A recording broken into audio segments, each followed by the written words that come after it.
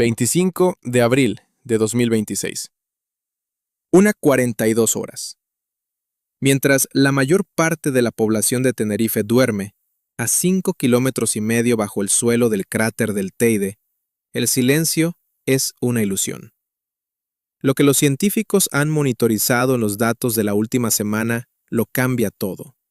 La montaña está recargando. No es un proceso geológico lento que debamos medir en siglos. Está ocurriendo en tiempo real, bajo los pies de turistas que cada día ascienden al pico más alto de España. El Teide, una estructura volcánica que el mundo cree dormida, está acumulando presión en un reservorio magmático del tamaño de una ciudad pequeña. La roca suprayacente no se está fundiendo, se está quebrando. Cada una de esas fracturas es un sismo microscópico, una firma de energía liberada que el Instituto Geográfico Nacional, IGN, ha empezado a contabilizar con una precisión quirúrgica. Hasta la fecha, se han localizado aproximadamente 350 terremotos directamente bajo el edificio volcánico. La Red de Vigilancia Volcánica de Canarias ha emitido un aviso público de 3 párrafos. Por primera vez en décadas, los analistas han utilizado una palabra técnica muy específica, cargada de una gravedad que solo los expertos comprenden en su totalidad.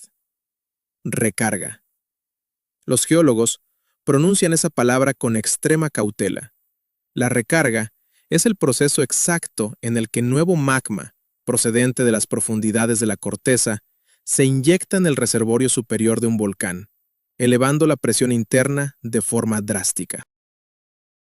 Es el equivalente geofísico a inflar un neumático que ya está al límite de su resistencia. La roca no cede con suavidad, cruje. Y cada crujido es un terremoto. Cada terremoto es un recibo que la naturaleza entrega a la superficie. El Teide está volviendo a emitir recibos. El reservorio superior se asienta aproximadamente entre los 4 y los 9 kilómetros bajo el nivel del mar. Por debajo de eso, una zona caliente profunda se extiende hasta los 25 kilómetros. Los datos de tomografía sísmica obtenidos por proyectos de investigación recientes que desplegaron miles de sismómetros por toda la isla han confirmado este sistema de doble fontanería magmática. El magma asciende desde la zona profunda hacia la cámara superior. Cuando llega al volumen suficiente, la presión debe buscar una salida. A veces, esa energía se disipa lentamente a través de fumarolas y desgasificación durante años. A veces, no lo hace. La sensación de reloj en marcha es palpable en los pasillos de los centros de monitorización. No es una alarma, es una constatación física. El sistema está presurizado. Lo que estamos viendo es el movimiento de piezas de magma frescas, pulsos de roca fundida que buscan espacio en una estructura que ya está saturada. Hasta ahora, los inclinómetros no han detectado una deformación masiva de la superficie. No hay un inflado evidente todavía. Pero la sismicidad cuenta una historia diferente. Es el pulso de un gigante cuya presión arterial está en niveles críticos. La historia geológica de España nos ha enseñado que el silencio no es ausencia de actividad, sino acumulación de potencia. En este momento, mientras los sismógrafos trazan líneas nerviosas en las pantallas, la pregunta no es si el magma se está moviendo, sino cuánto tiempo podrá la corteza de la isla de Tenerife contener la carga que se está gestando en sus profundidades. A las 4:12 del 14 de enero de 2026, la estación sísmica de Vilaflor, situada en la vertiente sur del edificio volcánico central de Tenerife, registró una anomalía que no encajaba en los patrones de ruido de fondo habituales. Fue un sismo de magnitud MW 2,4, con un hipocentro localizado exactamente a 12 kilómetros de profundidad. En términos geológicos, es un susurro, pero en el contexto de una recarga magmática, es una señal de alerta estructural. Lo que los técnicos del Instituto Geográfico Nacional, IGN, y los analistas de Involcan están observando es una secuencia de eventos que sugiere que la tubería profunda del Teide está operando a máxima capacidad. Entre enero de 2025 y marzo de 2026, la red de vigilancia ha procesado más de 1.200 eventos sísmicos de baja magnitud, la mayoría de ellos imperceptibles para la población, pero todos situados en una columna vertical que conecta la zona de generación de magma en el manto superior con el reservorio somero. Este proceso de recarga no es lineal, es una serie de pulsos. Cada vez que una nueva burbuja de fundido, rica en volátiles y a temperaturas que superan los 1100 grados Celsius, intenta abrirse paso a través de la corteza oceánica sobre la que se asienta la isla, la presión de fluidos aumenta. La roca frágil que rodea la cámara magmática actúa como un sello. Cuando la presión interna supera la resistencia a la tracción de la roca, ésta se fractura. Los sismógrafos no detectan el movimiento del magma en sí, sino el sonido de la montaña rompiéndose para dejarle paso. Es un análisis de esfuerzo y deformación. Según los modelos geofísicos de inversión de datos GPS, el flanco noroeste de la isla ha mostrado una inflación sutil pero persistente de unos 1,5 milímetros por mes durante el último semestre. Parece una cifra insignificante, hasta que se calcula el volumen de magma necesario para elevar una masa rocosa de millones de toneladas a esa escala. La vulnerabilidad de la infraestructura española en este escenario es crítica. A diferencia de otros volcanes en zonas despobladas, el complejo Teide Pico Viejo está rodeado por un tejido socioeconómico denso. El reloj en marcha no solo afecta a la geología, sino a la logística de una nación. Bajo la sombra del volcán se encuentran las arterias principales de la isla, la autopista TF5 y la TF1, que conectan los centros logísticos y los dos aeropuertos internacionales. Un evento de inestabilidad en el edificio volcánico o una erupción lateral como las históricas de Chaorra en 1798 o la de Garachico en 1706 pondría en jaque la conectividad de casi 1 millón de residentes permanentes. Los expertos monitorizan con especial atención la emisión de gases, específicamente el flujo difuso de dióxido de carbono, CO2, y la relación isotópica de helio 3 y helio 4. Un incremento en la relación 3He sobre 4He es el indicador definitivo de que el magma es fresco, recién llegado de las profundidades del manto, y no un remanente frío de erupciones pasadas.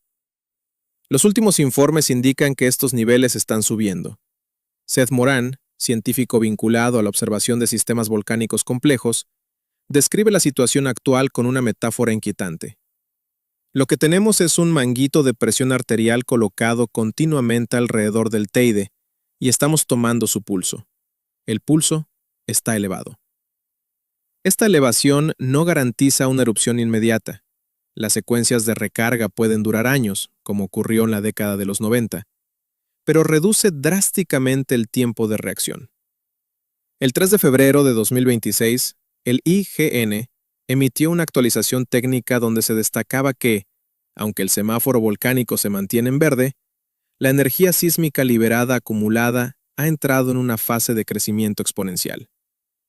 La roca superior no se funde por el calor, se resquebraja por la presión mecánica. Cada sismo es efectivamente un recibo que la montaña está emitiendo. Y el archivo de recibos de 2026 es el más voluminoso del último siglo. La ciencia detrás de este fenómeno se apoya en el análisis de la tectónica regional. La placa africana, sobre la cual descansan las Islas Canarias, se mueve con una lentitud engañosa, pero la interacción entre el punto caliente, hotspot, y las fallas locales crea zonas de debilidad que el magma aprovecha. El proyecto IMUS, adaptado a la geología canaria con el despliegue de sismómetros de banda ancha, ha revelado que el reservorio no es una cueva vacía, sino una esponja de roca porosa llena de fundido.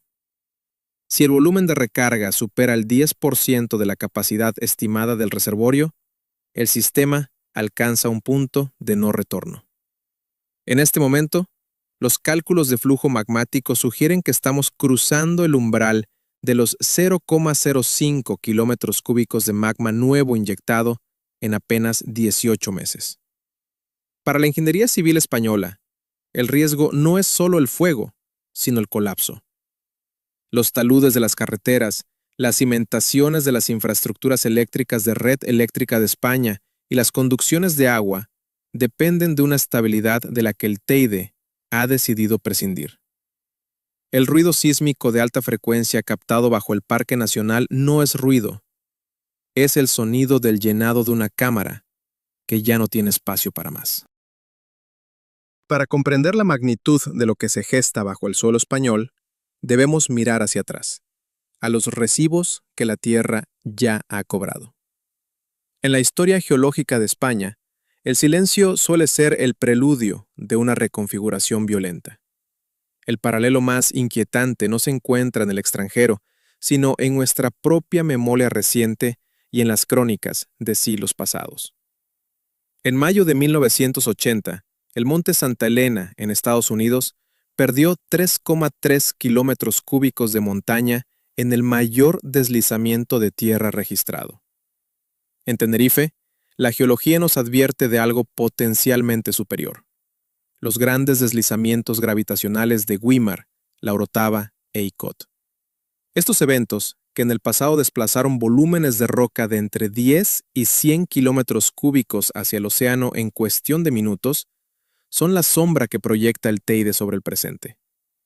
La pregunta que los modelos de riesgo intentan responder en 2026 es si la actual fase de recarga magmática tiene la energía suficiente para desestabilizar el flanco norte del edificio volcánico. La ciencia de los ciclos volcánicos en España es implacable. Entre 1704 y 1706, Tenerife vivió una de sus crisis más destructivas. No fue un solo evento, sino una secuencia. Los volcanes de Siete Fuentes, Fasnia y Arafo precedieron a la erupción de Garachico. En aquel entonces, los registros hablaban de temblores constantes que impedían el sueño. Hoy, esos temblores son datos digitales. 350 terremotos localizados, un aumento del 400% en la sismicidad de fondo respecto a la media de la última década. Lo que estamos presenciando es el llenado del reservorio superior, una cámara que, según los estudios de resistividad eléctrica y tomografía de ruido sísmico, se sitúa justo por debajo del complejo Teide Pico Viejo. Si comparamos esta situación con la erupción de Cumbre Vieja en La Palma en 2021, la diferencia es la escala y la presión confinada. Mientras que en La Palma el sistema era más abierto y permitió un ascenso rápido en apenas semanas, en el Teide el tapón de roca es mucho más grueso y resistente. Esto significa que la presión necesaria para romper la corteza debe ser inmensamente mayor. La energía acumulada es directamente proporcional al tiempo de silencio. Los modelos estadísticos de retorno sugieren que el sistema central de Tenerife entra en fases de inestabilidad crítica cada 100 o 150 años. La última erupción en la isla fue la del Chinchero en 1909, hace 117 años. Estamos en la ventana de probabilidad máxima. Pero hay un factor nuevo que los geólogos de 1706 no podían monitorizar: el acoplamiento hidrovolcánico. Tenerife posee una red de galerías de agua única en el mundo, con más de 1000 kilómetros de túneles perforando la montaña para extraer recursos hídricos. El magma, que asciende a 3,5 kilómetros bajo el nivel del mar, está interactuando con estos acuíferos profundos. Cuando el fundido a 1200 grados Celsius entra en contacto con el agua subterránea, el riesgo de una explosión freatomagmática, donde el agua se convierte instantáneamente en vapor, expandiéndose 1700 veces su volumen original, se convierte en una certeza física. Esta interacción es lo que fractura la roca en pequeños obturadores invisibles, como describen los técnicos del IGN. Cada sismo es un microestallido de presión de vapor y empuje magmático. En 2026, la infraestructura crítica de España no está preparada para la reventa de estos residuos geológicos. El análisis de vulnerabilidad indica que más de 190,000 residentes en Canarias viven en zonas de riesgo directo por coladas de lodo de origen volcánico, lahares, o flujos piroclásticos. Si sumamos la población flotante turística y los nodos de comunicación esenciales, la cifra de personas expuestas en el corredor de riesgo del Teide supera las 300,000. Son 300,000 vidas que dependen de un sistema de alerta que, por primera vez en 10 años, ha tenido que usar la palabra recarga. La historia de Harry R. Truman en el Santa Elena es una lección de arrogancia frente a la estadística. Truman creía que conocía la montaña. En España, miles de personas caminan hoy por las faldas del Teide bajo esa misma premisa de seguridad. Sin embargo, los datos de los 2,500 sensores geofísicos desplegados en la última campaña de monitorización no mienten. La tasa de deformación vertical ha pasado de ser casi nula a mostrar vectores de ascenso consistentes en el centro de la caldera de las Cañadas. El paralelismo histórico más perturbador es el de la erupción de Garachico en 1706. Aquella erupción no mató a miles de personas por lava directa, sino que destruyó la economía de la isla al sepultar el puerto principal, el motor comercial de la época. En 2026, un evento similar no solo afectaría a una localidad.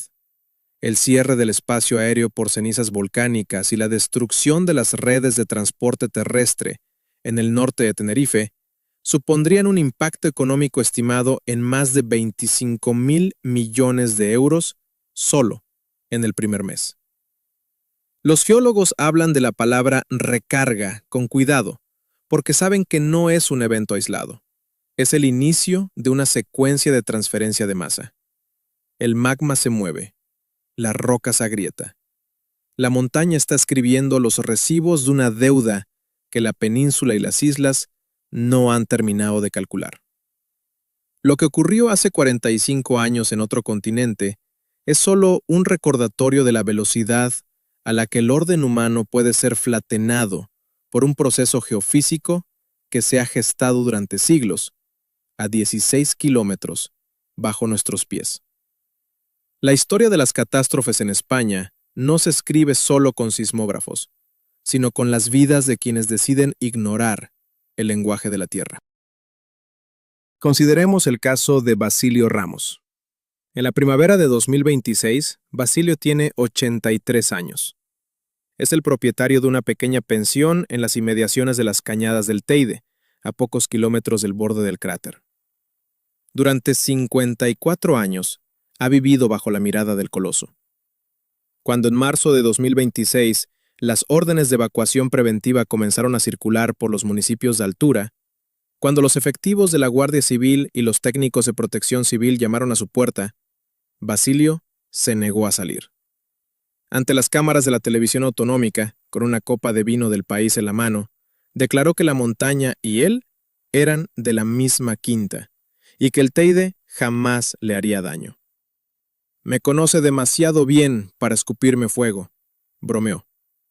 Es el mismo eco de arrogancia que precedió la tragedia del Santa Elena en 1980, trasladado a la geografía canaria. Basilio, como tantos otros, no comprende que el volcán no tiene memoria, solo tiene presión. El 18 de mayo de 1980, en un evento que los geólogos españoles estudian hoy como el espejo de lo que podría ocurrir en Tenerife, el flanco de una montaña colapsó a una velocidad sónica. En España, el riesgo no es solo la lava, es el colapso gravitatorio. Si el edificio del Teide sufriera una fractura estructural debido a la presión del magma en recarga, el deslizamiento de tierra resultante se movería a más de 300 kilómetros por hora, aplanando todo a su paso en un radio de 30 kilómetros. Basilio Ramos y su pensión quedarían sepultados bajo 50 metros de escombros en menos de 120 segundos. No habría tiempo para rescates. Los avisos técnicos ya están ahí, pero la percepción humana es lenta. El 16 de septiembre de 2025, el Instituto Geográfico Nacional se vio obligado a emitir un comunicado de urgencia para calmar a la población. Turistas y residentes de Icod de los Vinos habían informado de columnas de humo saliendo de las laderas. No era magma, era ceniza de la erupción de 1909, el Chingero, depositada hace más de un siglo y levantada ahora por rachas de viento inusualmente fuertes. El fantasma de la última erupción se levantaba de las laderas y era confundido con la siguiente. Fue un ensayo psicológico de lo que está por venir. Pero el dato más alarmante no vino de los geólogos, sino de los ingenieros militares. El 30 de enero de 2026, la Unidad Militar de Emergencias, UME, y el Ministerio de Fomento realizaron un anuncio que pasó desapercibido para los grandes informativos nacionales, pero que debería haber congelado la sangre de cualquier analista de riesgos. El Estado español va a invertir con carácter de urgencia entre 25 y 100 millones de euros para recrecer y reforzar los diques de retención de sedimentos en los principales barrancos del norte y sur de Tenerife.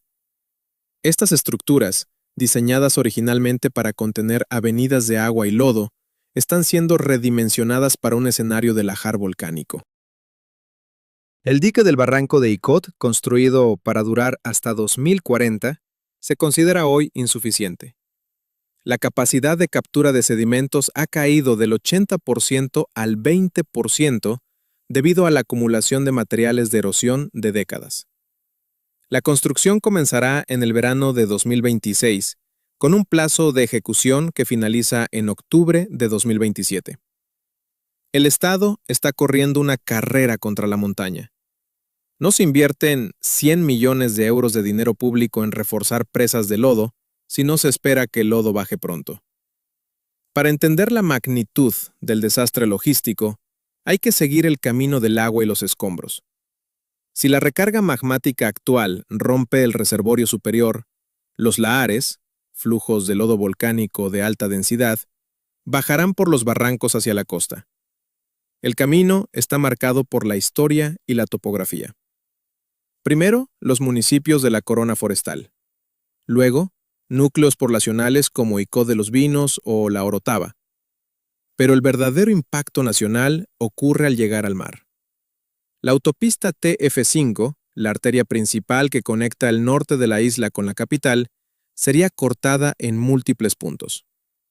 El puerto de Santa Cruz de Tenerife, uno de los nodos logísticos más importantes del Atlántico español, vería sus canales de navegación reducidos de 30 metros de calado a menos de 10 metros en cuestión de horas debido a la sedimentación masiva.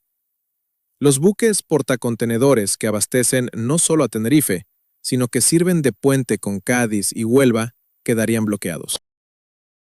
El canal de navegación de la provincia, esencial para el comercio de la Unión Europea con África y América, quedaría efectivamente cerrado. Las cifras de exposición humana en España son escalofriantes. Según los mapas de riesgo de protección civil, la población que vive en zonas de flujo de lajar y piroclásticos en Canarias asciende a 191.555 residentes permanentes. A esto, hay que sumar 108.719 empleados de sectores críticos, 433 centros públicos y 354 centros de cuidados para personas dependientes. Si consideramos el área metropolitana de Santa Cruz La Laguna y el tráfico diario de la TF5, la cifra de españoles cuya vida diaria transcurre en el corredor de exposición directa del Teide cruza la barrera de los 300.000. Son 300.000 recibos esperando a ser cobrados por la física de fluidos. El coste económico se mide en una escala que España no ha enfrentado en su historia moderna. El cierre del espacio aéreo canario por más de una semana supondría una pérdida diaria de 150 millones de euros solo en el sector turístico. La destrucción de infraestructuras eléctricas gestionadas por Red Eléctrica de España incluyendo las subestaciones térmicas de la costa, dejaría a gran parte de la isla en un apagón técnico que podría durar meses. La logística de suministro de combustible, centralizada en la refinería y sus terminales, se vería interrumpida por la inestabilidad del fondo marino y la turbidez del agua. El Ministerio de Economía maneja escenarios donde un evento volcánico de magnitud media en Tenerife restaría hasta un 1,2% al PIB nacional en el primer año. Mientras tanto, en la península, la vida sigue. El ciudadano medio en Madrid o Barcelona mira las noticias de los 350 terremotos en Tenerife como algo lejano, una curiosidad geológica. Pero en los centros de mando de emergencias en Madrid, el tono es de una seriedad absoluta. Se están revisando los protocolos de evacuación marítima masiva, algo que España no ha tenido que planificar a esta escala desde hace siglos. La recarga no es un término para el futuro, es un proceso que ya está restando tiempo al reloj. En el momento en que este informe se procesa, el magma sigue inyectándose a 3,5 kilómetros bajo el nivel del mar. Los diques de los barrancos siguen llenándose de escombros con cada tormenta. Y Basilio Ramos sigue en su pensión, convencido de que la montaña es su amiga. La realidad geofísica es que el Teide no tiene amigos, solo tiene equilibrio de presiones. Y el equilibrio se está rompiendo a una velocidad que la ingeniería española apenas puede seguir. El 30 de enero de 2026, cuando el ejército anunció las obras de urgencia, se firmó el reconocimiento oficial de que la montaña está ganando la carrera. 57 muertos en 9 minutos en el Santa Elena sirvieron para que el mundo aprendiera una lección. En España, con 300.000 personas en la línea de fuego, la lección podría ser infinitamente más amarga. Así que debemos plantear las preguntas que ninguna agencia gubernamental española se atreverá a responder ante una cámara de televisión. Si esto es solo una recarga rutinaria, ¿por qué el Ministerio de Transición Ecológica y la Unidad Militar de Emergencias están compitiendo contra el calendario para elevar y reforzar los diques de los barrancos del norte de Tenerife? Si realmente no hay motivo para la alarma, ¿por qué la palabra recarga apareció en un aviso oficial del Instituto Geográfico Nacional por primera vez en más de una década? ¿Y si Basilio Ramos, que ha vivido en las faldas de esa montaña más tiempo que cualquier geofísico en activo, pudo estar equivocado sobre la benevolencia del volcán, ¿de qué exactamente estamos seguros, el resto de nosotros? La realidad técnica es que nadie en la Tierra puede decirnos aún en qué terminará esta secuencia. Los eventos de recarga en el Teide han ocurrido antes sin desembocar en una erupción catastrófica. Se registraron pulsos de actividad entre 1988 y 1992, de 1995 a 1996 y de 1997 a 1999. En cada una de esas ocasiones, la montaña se llenó de nuevo fundido, se resquebrajó internamente, retumbó en los sismógrafos y luego volvió a sumirse en un silencio tenso. Pero la secuencia que estamos monitorizando en este momento, en pleno 2026, presenta una firma geofísica distinta. El volumen de magma inyectado en el reservorio superior, esa ciudad bajo el cráter, está alcanzando niveles de presión que superan los registros históricos de los últimos 117 años. Estamos ante un sistema que está siendo forzado desde abajo por un flujo constante de material procedente de la zona caliente profunda, situada a 25 kilómetros de profundidad. Mientras usted lee estas líneas o escucha este informe, el magma sigue ascendiendo. Se mueve a través de diques y conductos que actúan como arterias de una presión insoportable. Bajo el suelo de las cañadas, la roca está cediendo. Cada sismo de magnitud 2,0 que los habitantes de la isla no pueden sentir es un testimonio de esa fractura. El 95% de la actividad sísmica es invisible para los humanos, pero es totalmente visible para la red de vigilancia española, que observa cómo el gigante se prepara. El aviso oficial de junio de 2024 fue deliberadamente cauteloso, señalando que estas tasas de sismicidad pueden continuar durante muchos años sin una erupción. Muchos años. ¿O no? La palabra no es la que mantiene despiertos a los expertos en gestión de crisis. El riesgo futuro no es una abstracción, es una cuestión de ingeniería civil y logística nacional. La estructura de retención de sedimentos en el barranco de Icod y las obras de defensa en los cauces que desembocan en el puerto de la Cruz son ahora mismo los puntos más críticos de la infraestructura española en el Atlántico. Si la montaña decide hablar mañana, el volumen de escombros y ceniza volcánica que se movilizaría superaría la capacidad de cualquier sistema de defensa construido por el hombre. El presupuesto de hasta 100 millones de euros para elevar estas barreras tiene una fecha de entrega, octubre de 2027. Es un plazo de urgencia nacional. Cada tormenta que descarga sobre las cumbres de Tenerife añade una capa de riesgo, movilizando cenizas antiguas y sedimentos que ya saturan el 80% de los cauces. Estamos ante una carrera de obstáculos donde la meta es la supervivencia de un modelo económico y social.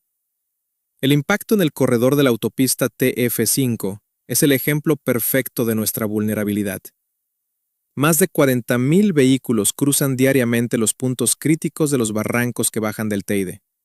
La mayoría de esos conductores nunca miran hacia el este, hacia el pico que domina el horizonte.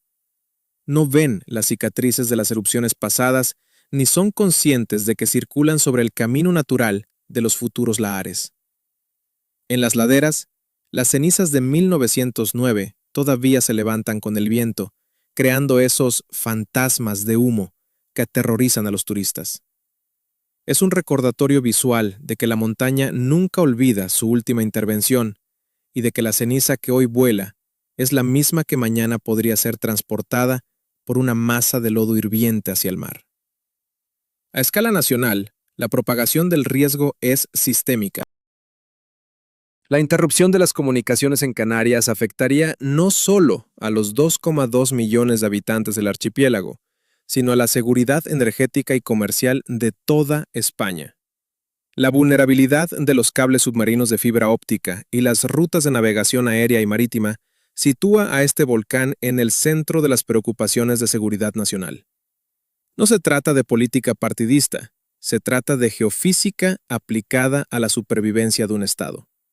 Han pasado 117 años desde que el Teide habló por última vez de forma significativa en la isla, y 45 años desde que un evento de magnitud similar en el mundo cambió nuestra forma de entender la vulcanología.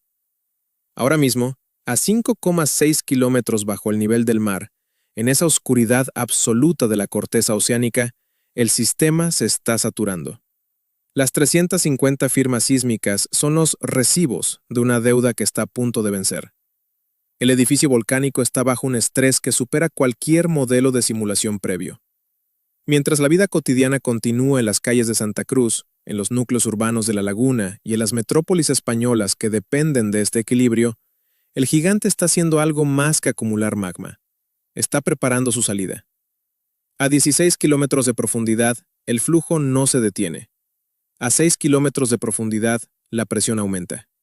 Y a pocos metros bajo el cráter, el suelo vibra con la frecuencia de una amenaza que ya no puede ser ignorada. 45 años después de que el mundo viera lo que un volcán es capaz de hacer en cuestión de minutos, el Teide, en el corazón de España, está aclarando su garganta.